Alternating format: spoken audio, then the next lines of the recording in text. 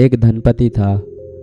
धन की उसके पास कोई कमी नहीं थी, परंतु फिर भी व्यवसाय करना व धन कमाना उसका प्रमुख शौक था। उसका हंसता खेलता भरा पूरा परिवार भी था, लेकिन सब कुछ होते हुए भी वह सुखी नहीं था। हंसना, गाना या मस्ती का दूर दूर तक उसके जीवन में कोई नामो निशान नहीं था। बस इसी बात को लेकर वह परेशान रहा करता था। एक बार कहीं से उसके यहाँ एक सन्यासी पधारे। वह तो धनपति का हाल देखते ही समझ गए कि सब कुछ होते हुए भी यह सुखी नहीं है। उधर धनपति ने भी मौका देख अपना दुखड़ा उनके सामने रो ही दिया। वह दोनों हाथ जोड़ सन्यासी के चरणों में गिड़गिड़ाते हुए बोला, मेरे पास सब कुछ है पर जीवन में प्रसन्नता नहीं। कुछ भी करो महाराज, परंतु मेरा जीवन प्रसन्नता से भर दो। सन्यासी हंसते हुए बोला, वह तो मेरे लिए क्षण भर का काम है। बस उसके लिए तुम्हें मेरी एक शर्त पूरी करनी होगी, लेकिन शायद तुमसे होगी नहीं। धनपति बोला, क्या बात करते हो महाराज, जीवन में प्रसन्नता पाने के लिए मैं कुछ भी कर सकता हूँ। यह सुनते ही सन्यासी ने पास से एक छोटा सा घड़ा निकाला और उसे वह हाथ में थमाते हुए बोले, बस इसे सोने की मोहरों व हीरे जवाहरातों से भरकर मुझे दे दो। अब धनपति के पास तो अपार धन था, उसे प्रसन्नता पाने हेतु इतना दान पहुँचाता ही था। वह तो झट से दौड़कर गया और दोनों हाथों में खजाना और सोने मोहरे लाकर घड़े में उड़ेल दिया, लेकिन घड़ा भरा नहीं। कोई बात नहीं, कुछ कम पड़ गया तो फिर से भर देते हैं, भला अपने पास खजाने की क्या कमी।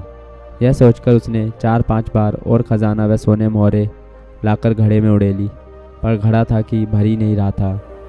धीरे धीरे खजाना तो खाली होता जा रहा था, पर घड़ा अब भी भरने का नाम नहीं ले रहा था। उधर अपने घड़े का यह हाल देख सन्यासी तो मद मद मुस्कुरा रहा था, परंतु वह धनपति बड़े सख्ते में आ गया था।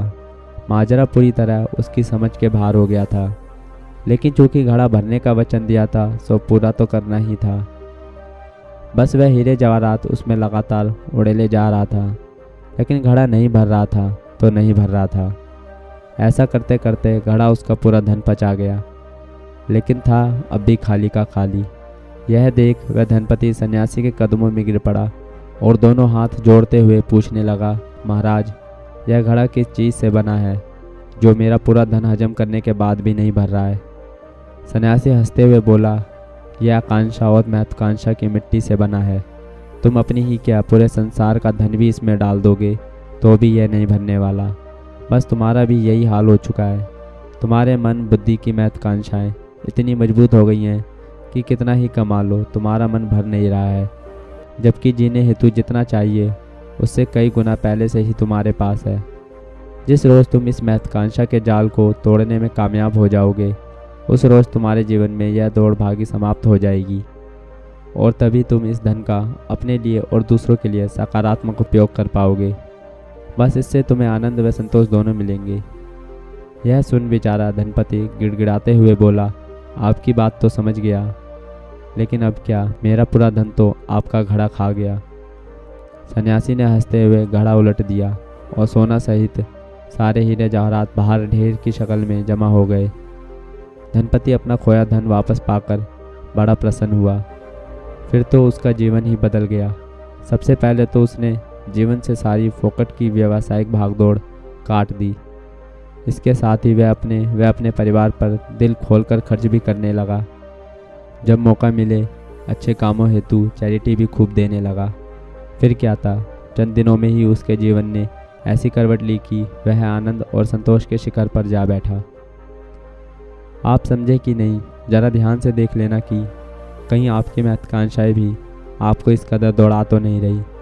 ऐसा तो नहीं कि धन के लोभ ने आपको इतना अंधा कर दिया है कि आपके पास ना तो अपने लिए समय है और ना ही आपका कमाया धन आपके काम आ रहा है।